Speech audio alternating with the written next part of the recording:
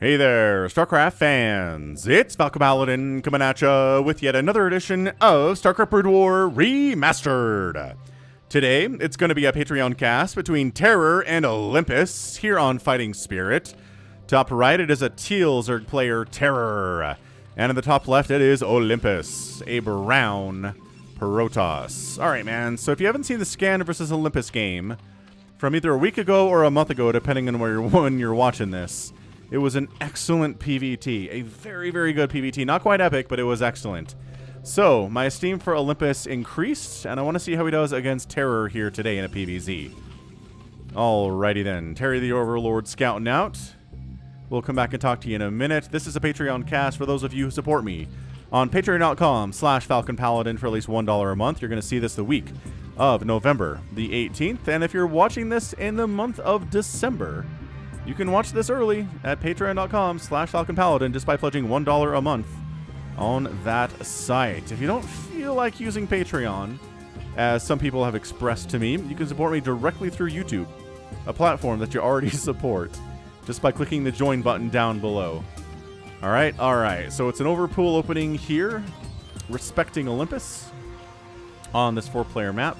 Scouting probe says, okay, it's an overpool, no big deal, everything is fine, it's not a pool first, it's not a hatch first, and I found the Zerg at my first place I scouted. Alright, man, so Terry, how are things? Yes, I know things kind of look bad right now in multiple areas in the world, but I am a big believer in the future of humanity. And let me tell you why. Real quick. Okay, so news organizations, they report on things that are rare and unique, right? They don't report on, hey, the trash got picked up this morning, as it always does. Hey, the sun rose in the east. Hey, the dog park was busy with dogs, unless it's a super slow day and they want to do something that is human interest. They will not do that, right? Right. So you see in the news a story about something that is super terrible. Like in the Salt Lake City region where I live, a little 10-year-old black girl committed suicide over bullying. The reports were that it was racist bullying, and it just makes me ashamed to live here, but it is a terrible, terrible event. But let me tell you why I'm kind of encouraged by how much attention this is getting. Alright, so 40 or 50 years ago, right, a kid kills themselves because they're being bullied by racist people. People say, that's normal. We're not even super worried about that. That happens all the time, right? Like, just, we're not even going to talk about it on the news. It's not something we're going to broadcast about. But the fact that it happens and it gets a ton of attention and a lot of kind of positive things can come out of it. There are new anti-bullying initiatives. People are more aware of the bad things that are happening in the community, and maybe that encourages them to be better to the people around them and see their fellow humans as humans and not members of some other tribe. We're all people. We're all in this together, right? We're all in this crazy place, spaceship Earth. So just for that sake, things are getting better. Poverty numbers are lower than they've ever been in the history of the world. So that's incredible. I love this probe is trying to get out. Maybe go for some scouting, maybe go for a quick third base, I don't know, but third base here for Terror. But yeah, poverty numbers are down, violence numbers are down, burglary numbers are down, the odds of you getting drafted into the military for an active military conflict are lower than they've ever been in the history of mankind. So I'm just saying, there's a lot of stuff to be happy about, and the bad things that you see in the news, try to look at that from the perspective of this is not happening very often at all, or it wouldn't be making the news, right? So that's just my little preachy take on how I see humanity, right? Climate change is a problem, yes, but I think nuclear power is the answer to that, right? No CO2 emissions whatsoever. It's very effective. Yes, we have to deal with the waste depending on what type of nuclear facility it is, but that is much better than climate change wreaking as much havoc as the scientists say it's going to wreak, right? So let's do nuclear. And if you don't believe in climate change, which some people don't, I understand that. Like, just nuclear power is coming, and it's awesome, and it's better. And, I mean, it's even less of a pollutant than things like coal are, right? Like, who likes coal plants? Who likes seeing the smog and thick black smoke coming out of those things? Nobody's into that, right? So just nuclear power is a thing that's going to help us a lot, I think, and we just need to overcome some political hurdles with it, and I think we'll be fine. Anywho, that's enough. Falcon's been ranting a whole bunch. This has been a pretty darn standard PvZ opening here on the Fighting Spirit between these two players. I think Olympus is doing very well. He is opening the Stargate. Obviously, he needs to put a couple probes. There you go, putting those probes to work. Just a second, starting that Corsair production, working on the Citadel of Adun. The Lings here from Terror are doing Zerglingy things, just running about, actually skipping Metabolic Boost to go for that fast Lair and Spire, and then getting Metabolic Boost. That is a late Ling speed upgrade, but you know what? He's getting away with it. He knows it's a standard play here from Olympus, and he doesn't need speed. If he was able to, if he saw a whole bunch of Zealots moving across, like, maybe we want speed. Maybe a lot of Dragoons jumping over across the map. Speed would be nice. So Macro Hatch here, loving that too. This could be a Hydra bust. If the Spire is just going to be for Scourge and we see a Hydralisk then get tossed down, a Hydra bust could be on the menu. But it's a pair of Scourge. We're not making any Mutalisks. Right, Day 9 had that video that he posted a few months ago. I mean, I think it was maybe even last year at this point. But he basically said the Corsair was introduced in Brood War as an intent, as something that was supposed to deal... Oh, that poor Dragoon. Supposed to help Protoss deal with Mutas, because Mutas were darn unstoppable in StarCraft 1, the 6 months that StarCraft 1 existed, right?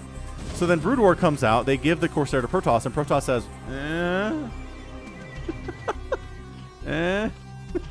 These can't attack ground, they're bad, as the Zealots come into the third base and try to murderize everything, and by that, they're going to just die to Lings here. They're going to try to get some kills, and, they don't really. So, well defended there by Terror. Anyway, and then Bisu came along, and Bisu said, you know what I'm going to use Corsairs for? I'm going to use them to deny Overlord scouting. I'm going to hunt Overlords, because it used to be that Zergs would just put Overlords everywhere, right? And any attack that you had coming against a Zerg player would get scouted by said Zerg player, and you would be very sad. Just vision was super easy for Zergs, and then Corsair started getting pumped out early, and then suddenly the Zerg couldn't protect their Overlords, and they didn't have the vision, and the whole matchup changed. And suddenly, Protoss could be sneaky against their Zerg opponents, and they were very happy about that. So, man, Bisu changed it. He changed the whole thing. He changed everything that PvZ is and is today. So, oh, 7 Mutas. There's 3 Corsairs and there's soon to be 4. Oh, there is a Hydralisk den. Hey, look. There's a Hydralisk den, ladies and gentlemen.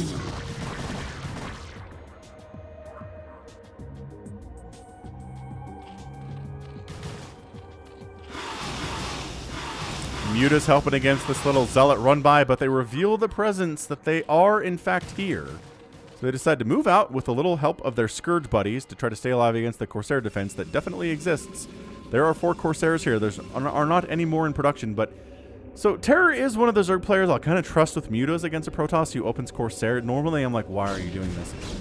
And I'm still kind of doing that now, to be entirely honest with you. Why are you doing this?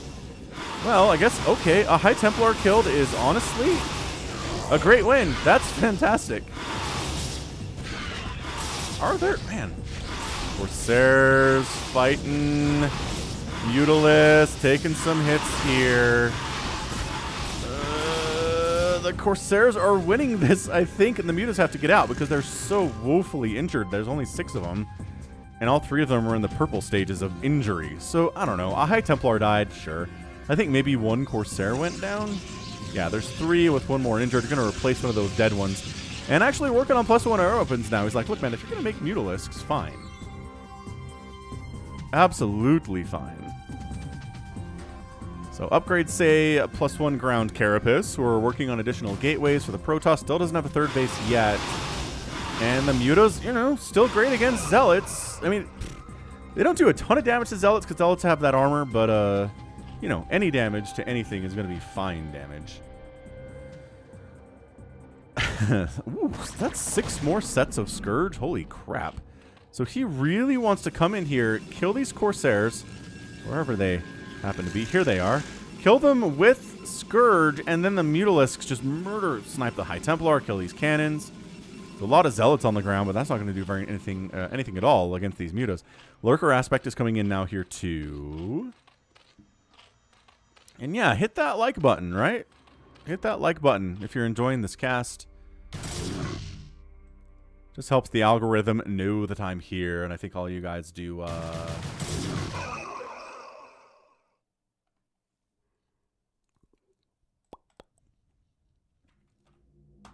I can't finish that sentence. Wow, I got lost. All right, it's cool. I have 3 brain cells.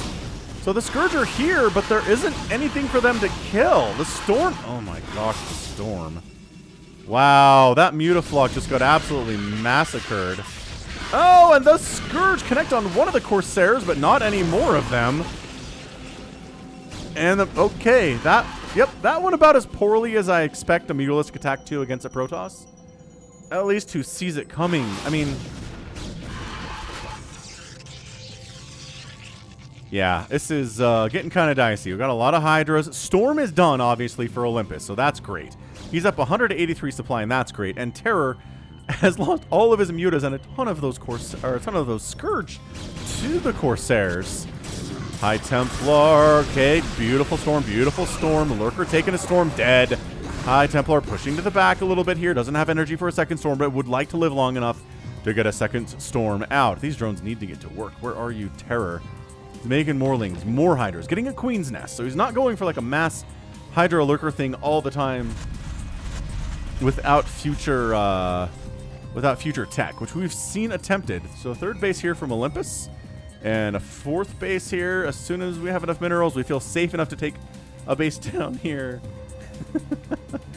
That's when we'll see this come up here from Terror. So again, I think Olympus is doing well. Olympus is holding his own. He did very well against Scan, and Scan's a great Terran player. So I'm curious to see what Olympus's PvZ looks like, and I think it's excellent. I think it's very good so far. Right, he handled the Mutalisks. I think Terror maybe got a little bit overconfident with those Mutas and those Corsairs and tried to end it there, but couldn't do it. Now he's going up to a Hive. He's getting another Evolution Chamber for additional upgrades for these units. Zealot's going to at least force a cancel on this Lurker spawn. Oh, they don't force a cancel, but that's going to be a pretty injured hatch when it pops at about 50% health. Bad news bears. Alright, so a lot of Dragoons out to deal with the Lurkers, at least until Darkswarm arrives, which the Hive's not done yet, so we're a ways off from that. That was a waste of Zealot trying to come down here. You knew that Terra would be defending this. If Terra leaves this undefended when it's already so injured and bleeding, that is just not something that he would do. Dark Templar in production. Maybe he's going to send a DT down there to try to snipe it. Make sure that it dies.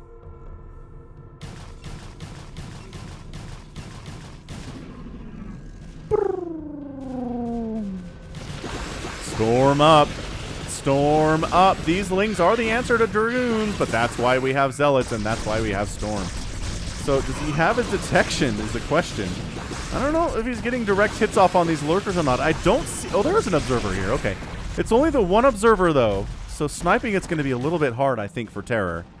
Yeah, bottom rice pops. And bottom right base pops, and it is bleeding. My brain said that's bottom rice. In case you're wondering where that came from. Trying to... oh my gosh, the Storms are so good! Storms are always good at the professional level, though, man. This is just the power of the Psionic Storm. Sometimes they're even good at the not professional level. Head north. Head north. Follow your instincts. Yeah, okay.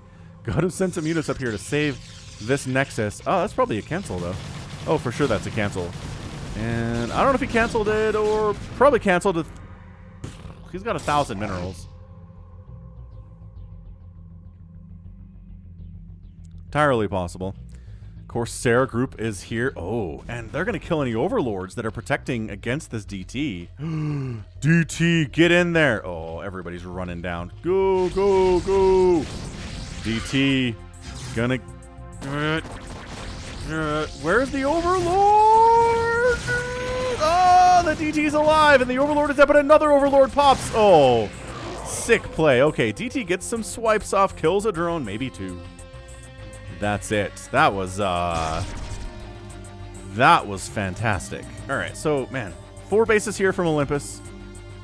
4 bases from Terror. Is he getting a 5th base? Logically, he'd be here. I just don't know if there's enough here from Terror. He needs the Plague or he needs the Dark Swarm. He's got a Defiler Mound up. I mean, not even up yet. It's on the way, but it's not here. Oh, boy. Coming down this way with this army would be pretty good, but I think maybe Olympus has taken enough damage that he's fallen back. He's consolidating.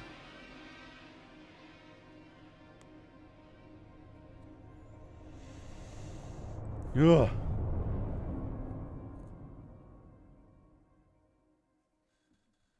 There's Consume. A Nidus network is coming up to reinforce this bottom right corner as fast as necessary. And Terror at 117 supply to 148, but he's going to be able to come up here and get a whole bunch more supply out, and especially when the Dark Swarm and the Plague starts coming, that's when Terror starts getting pretty scary here against a very good Protoss. So Olympus is having a great game. He's ahead. I mean, no question about it. He's got all the spellcasters up. He's got everything he needs with it. He's got some great upgrades here, too, with a +2 attack. It's +2 Carapace and +1 attack for the Hydras, and the Lings have +1 attack, too. That's actually kind of nice. It's actually kind of nice.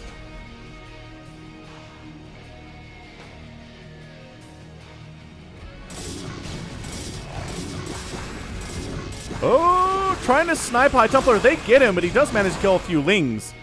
And the push on this third base would be massive. Oh, boy. Would be absolutely massive. He's getting a robotics facility. Another one, which indicates maybe Reaver production is going to come now. That is the one thing he's kind of missing from this recipe. Ah, Dark Swarm up, but Zealots inside your Dark Swarm. Lurker's dying, man. Storm on those Lurker eggs, too? Help it kill them so quickly and suddenly. Dude, Olympus, is he going to do this? Zealots are just crushing everything. Sniping the Observer, though. The Lurkers are doing terrible work against these Zealots. That's really good stuff, man. But this push up the right side, Lurkers are dying left and right. And another 2 go down. It's 170 to 107 supply. This push is snowballing into what looks like might be a straight-up victory for Olympus. Are we... Wow. Do I need to cast more Olympus games?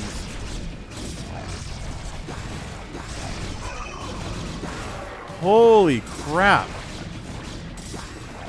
I mean, the drones are getting pulled. The production tab is some Hydras and some Lings, but he's down under 100 supply. The drone count just got knocked down to 42. 42 to 60. There are a bunch of Lings coming from the bottom side, some Hydras from there too. Can he save the day here? He's taking a huge economic hit. Losing the Hydralisk Den would totally suck, but we're not exactly target firing that right now. That hat seems to be what we're working on. Some Lings and Hydras are cruising in pretty decent numbers, mind you, with 2-2 upgrades. And Hydras are what you need versus these Archons. They also trade very well versus Dragoons. That Dragoon's dead. And it looks like Terror may have sort of held here. Oh, man.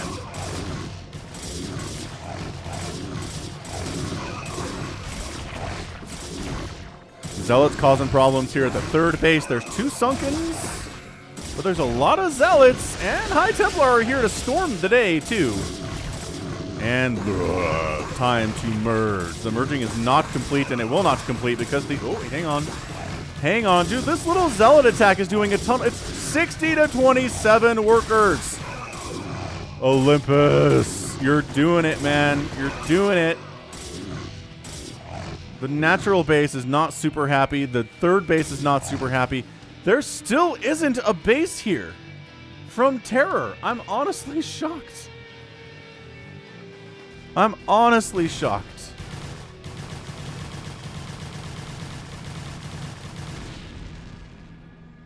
Okay, but at the same time, okay, we have the Reavers out now as predicted. We're going for the Plague. We're getting the upgrade to increase the Scarab damage by 25.